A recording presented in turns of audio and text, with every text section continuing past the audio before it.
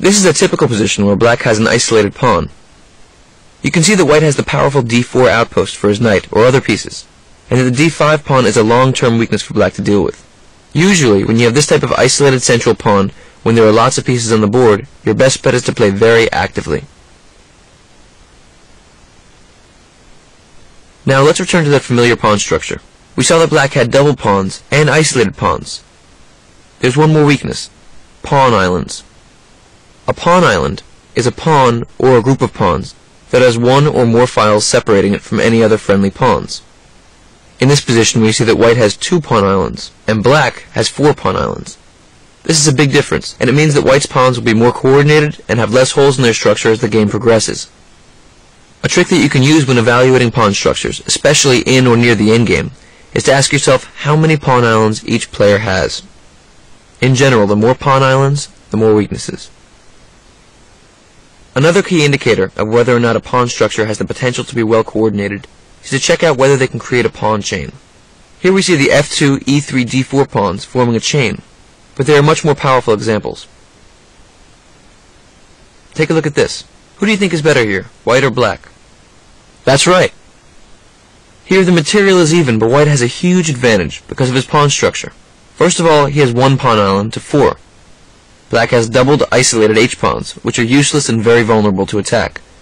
But perhaps the most impressive element of the position is white's huge pawn chain, stretching from g2 all the way to c6.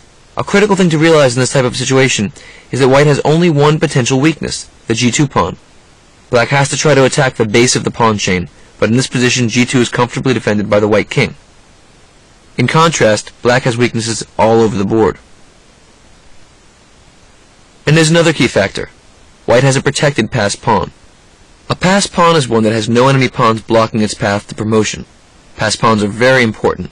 My first teacher used to always tell me, passed pawns must be pushed. The further up the board a passer gets, the closer to promotion, and thus the more valuable it becomes. Often in endgames, and you can see this in my... Here's another factor that should help you evaluate passed pawns in endgames. Whose is further away from the action? Take a look at this position. Here, both sides have passed pawns, but who do you think is winning, white or black? No, that's not quite it. Good job. It turns out that despite the material equality, white is completely winning because he has the outside passed pawn. If black plays king d5, white plays a4. Black has no choice but to stop the promotion. King c4. The king has to leave the king side. And now white can play actively with his king. King e4. Next he can play king takes e5, followed by king f6 to g7, takes on h7, takes on g6, and then he'll make a queen with the h-pawn, or g-pawn. White can gobble up all black's kingside pawns while the black king is preoccupied on the other side of the board. Return to the last position. Return to the last position. It's true, you could argue that black has the outside passed pawn, but in this case it doesn't really matter because the rook is such a powerful long-distance operator, and other factors are in this case more important. For example, the powerful pawn chain, black's many weaknesses, black's doubled pawns. White has a great game here. In chess, we're often weighing the values of different types of principles in order to properly evaluate a position. You'll get better at this as you gain experience and get used to working with the fundamentals. In time, all the principles I'm teaching you in this course will become part of your chess intuition. You'll think with them without even knowing it. For now, let's look at some of the impact of pawn structure on strategy.